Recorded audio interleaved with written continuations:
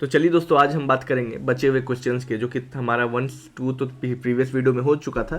तो हम लोग स्टार्ट करेंगे आज क्वेश्चन नंबर 3 से, ठीक है, जो कि क्या चीज का है, RS अग्रवाल का है, एक्सरसाइज 2 है, क्लास 9 का। चलिए, पहला क्वेश्चन क्या कह रहा है, राइट, यानी कि हमें क्या करना, फाइंड करना है the coefficient of x cube. अब देखो, आप किस कोफिशिएंट कहने के फाइंड करने के लिए कह रहा है, तो एक्स क्यूब की इन इस पॉलिनोमियल में। तो इस पॉलिनोमियल में एक्स क्यूब है कहां पर भैया, तो यहां पर है। अब इसके क्या फाइंड करने वाला के लिए कह रहा है, तो कोफिशिएंट। तो कोफिशिएंट कुछ नहीं होता है, x3 के पहले वाला टर्म, मतलब जो कांस्टेंट टर्म होता है, यानी कि मल्टीप्लिकेशन में जो इसका कांस्टेंट टर्म होता है, वही क्या कहलाता है, इसका कोफिशिएंट कहलाता है। ठीक है, अब आप देखो, अब ध्यान दो, आप पहला में क्या कह रहा है कि एक्स क्यूब की कोफिशिएंट क्या होगे, तो आप ध्यान से देखोगे तो -5 एक्स क्यूब है ना, अपने साथ में साइन भी माइनस लेके चल रहा है, तो ये क्या हो जाएगा, कोफिशिएंट इसकी -5। ठीक है, क्या हो जाएगा, -5। कोफिशिएंट इसका क्या हो गया, -5। अब आप देखो कोफिशिएंट ऑफ एक्स इन इस वाले पॉलिनोमियल में, तो एक्स का है भैया, तो यहाँ पर है, तो इसके कोफिशिएंट हमें दिख रहे हैं -2 इंटू √2, तो इसकी कोफिशिएंट क्या होगी, -2 इंटू √2, यही ना है इसका कांस्टेंट एक्स का। चलिए, कोफिशिएंट ऑफ एक्स स्क्वायर, इसमें एक्स स्क्वायर का कोफिशिएंट क्या हो गया,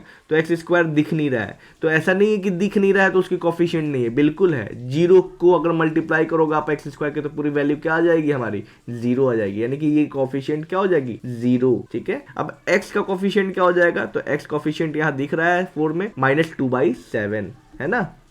उसी तरह 5 में the constant term in π/2 x square plus 7x into -2/5 into pi. अब आप देखो, पाई कोई वेरिएबल टर्म है नहीं, पाई कांस्टेंट ही टर्म होता है। ठीक है, तो ये हो गया कांस्टेंट टर्म -2/5 इंटू पाई। ठीक है, यही हो गया। चलिए क्वेश्चन नंबर 4 में आ जाइए। तो हमें क्या करना है, determine the degree of each of the following polynomial. ठीक है, तो इसमें डिग्री फाइंड करना है, तो हमें डिग्री तो फाइंड करना है, साथ ही साथ में इसको क्या करना है, इवेल्युएट करके डिग्री फाइंड करना है। तो पहला क्वेश्चन में अगर आप ध्यान दो, तो पहला क्वेश्चन में कह रहा है 4x - 5x square plus 6x cube, ठीक है, डिवाइडेड बाई 2x है। तो मैं सेपरेटली डिवाइड कर लूंगा ना, सब टर्म को सेपरेटली डिवाइड कर लूंगा, तो क्या हो जाएगा, 4x divide by 2x - 5x square by 2x plus 6x cube divide by 2x। ठीक है, तो अब ध्यान दो, तो इसके ये तो x कट गया, वैल्यू में 2 आ गया, यहाँ पर x का पावर 2 था, यहाँ पर कट गया। ठीक है, यहाँ x का पावर 2 था तो कट के 3 था, तो पावर कट के क्या हो गया, 2 हो गया। तो अल्टीमेटली आंसर क्या हो गया, यहाँ 3 हो गया। तो अब इसको हम इवेल्युएट करो तो क्या हो जाएगा, 2x माइनस 5/2x।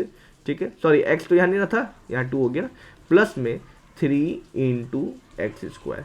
तो आप बेसिकली इसका क्या फाइंड करना था, डिग्री। तो अब देखो कि x का हाईएस्ट पावर क्या हो गया, तो इसमें तो 2 हो गया, तो पहला में डिग्री क्या हो गई, 2 हो गई। ठीक है, अब आप देखो सेकंड में, तो सेकंड में सीधा मैं इवेल्युएट करता हूँ, तो वाई स्क्वायर को अगर मैं y से मल्टीप्लाई करूँ एक बार, और एक बार वाई क्यूब से मल्टीप्लाई करूँगा ना, तो वाई क्यूब माइनस y2 और 3 का पावर क्या हो जाएगा, मिलके ऐड हो जाएगा ना। देखो आप, y2 इंटू y3 मल्टीप्लीकेशन में तो क्या हो जाएगा, ये 2 + 3, यानी कि क्या हो जाएगा, y की पावर 5, तो यहाँ हो जाएगा y की पावर 5, तो इसमें डिग्री क्या हो जाएगा, 5। ठीक है, क्योंकि हाईएस्ट पावर क्या दिख रहा है मुझे, 5। तो थर्ड में देखिए क्या कह रहा है, थर्ड में सिंपली क्या करूंगा, मैं कैलकुलेशन स्टार्ट करता हूँ, इवेल्युएट करता हूँ इसको, तो 3x से मल्टीप्लाई करूंगा 2x क्यूब को, तो वैल्यू क्या आ जाएगी हमारी, तो इसको मैं एक बार इससे मल्टीप्लाई करूंगा, एक बार इससे मल्टीप्लाई करूंगा। ठीक है, तो 3x इंटू 2x क्यूब का वैल्यू क्या आ जाएगी, 3 इंटू 2, और x इंटू एक्स क्यूब क्या हो जाएगा, 6x की पावर 4। ठीक है, प्लस है ना साइन, प्लस 3 इंटू 3 9 हो गया, x इंटू एक्स स्क्वायर क्या हो गया, 9x क्यूब। ठीक है, 9x क्यूब। अब -2 को मल्टीप्लाई करना है किससे भैया, तो 2x क्यूब से, तो -4x क्यूब हो गया यहाँ पर। अब आप ध्यान दो, यहाँ माइनस प्लस माइनस हो जाएगा, और -3 इंटू 2 क्या हो जाएगा, 6x क्यूब स्क्वायर ना। अब इसमें आपको फाइंड करना था कि क्या इसकी डिग्री है, तो आपको हमको सिंपली ये दिख रहा है x की पावर 4, यहाँ पर हाईएस्ट पावर दिख रहा है, तो डिग्री क्या हो जाएगी, 4 हो जाएगी ना। अब आप आ जाओ 4 में ध्यान दो, 1/2x है प्लस 3 है, तो इसमें सिंपली फाइंड हो जाएगा 1, x की पावर क्या है, 1 है, यानी कि डिग्री क्या है इसकी, 1 है। अब 5 में आप ध्यान दो, 5 में क्या करा, ये कांस्टेंट है, तो यानी कि आप कांस्टेंट पॉलिनोमियल है, तो मैं आपको शुरू में ही बताया, तो कांस्टेंट पॉलिनोमियल में भी होती है क्या, वेरिएबल की टर्म, जो कि क्या है, x की पावर 0, यानी कि x की पावर वैल्यू अल्टीमेटली क्या होती है, 1, यानी कि 8 इंटू 1 क्या हो जाएगा, -8 हो ही आ जाएगा आंसर। तो x की पावर क्या है, यहाँ पर 0 है, तो यहाँ डिग्री क्या हो गई, 0। ठीक है, अब 6 में आप आ जाओ, तो 6 में क्या कह रहा है, अब इसको मुझे इवेल्युएट करना पड़ेगा ना, तो -x, अब इसको मैं आपको करके दिखाता हूँ, -2 इंटू एक्स की पावर 4 है। मैं आपको ऊपर में देखो, आप ऊपर में क्या हुआ कि प्लस हो जाता है ना, ये क्या हो जाता है, पावर प्लस हो जाता है, 2 + 3 क्या बन गया, या 5 बन गया ना। तो इसी तरह इसमें भी प्लस होगा, तो -2 + 4 क्या हो जाएगा, +2 हो जाएगा। क्या हो जाएगा? +2, और साथ ही में x square into x minus 2 ना, तब इसकी वैल्यू तो हो जाएगी क्या हमारी, x माइनस 2 प्लस 4 और प्लस में x माइनस 2 प्लस 2। तो यहाँ तो वैल्यू हमारे, आप देखो यहाँ पर वैल्यू हो गई x की पावर +2 ना, x की पावर यहाँ हो गई 2 और यहाँ क्या हो गया x की पावर 0। तो यहाँ पर हमारा डिग्री क्या हो जाएगा 2, हाईएस्ट पावर क्या दिख रहा है 2। ठीक है, चलिए यही था क्वेश्चन हमारा 4। चलिए क्वेश्चन नंबर 5 में आते हैं। अब हमें कह रहा है कि give an example of monomial, binomial, trinomial और मोनोमियल। अब मोनोमियल, बाइनोमियल, ट्राइनोमियल और मोनोमियल क्या होता है? तो अब देखो कि वैसा एल्जेब्रिक एक्सप्रेशन जिसका टर्म केवल एक हो, अब जिसका टर्म केवल एक ही हो, पॉलिनोमियल वैसा पॉलिनोमियल जिसकी टर्म, एल्जेब्रिक एक्सप्रेशन की टर्म जो हो वो केवल एक हो, तो उसको हम मोनोमियल कहते हैं। और बाइनोमियल जिसकी टर्म 2 हो। अब आप ध्यान दो, मोनोमियल कह रहा है ना, अगर मैं मोनोमियल की बात कर लूँ तो मोनोमियल क्या होता है, तो एक टर्म से अगर कोई पॉलिनोमियल बनता है तो उसको हम लोग मोनोमियल बोलते हैं। ठीक है, बाइनोमियल क्या होता है, तो 2 टर्म से बना हुआ पॉलिनोमियल को हम लोग क्या बोलते हैं, बाइनोमियल कहते हैं। अब ये जो मैं टर्म यूज कर रहा हूँ वो टर्म क्या होता है, एल्जेब्रिक एक्सप्रेशन में होना चाहिए। ठीक है, और ट्राइनोमियल क्या होता है, तो वो ऐसा एल्जेब्रिक एक्सप्रेशन जिसकी टर्म क्या हो, 3 हो। तो 3 एल्जेब्रिक एक्सप्रेशन का टर्म से जो बना हुआ पॉलिनोमियल होता है वो क्या कहलाता है, ट्राइनोमियल। उसी तरह मोनोमियल तो मैं पहले ही बोल दिया।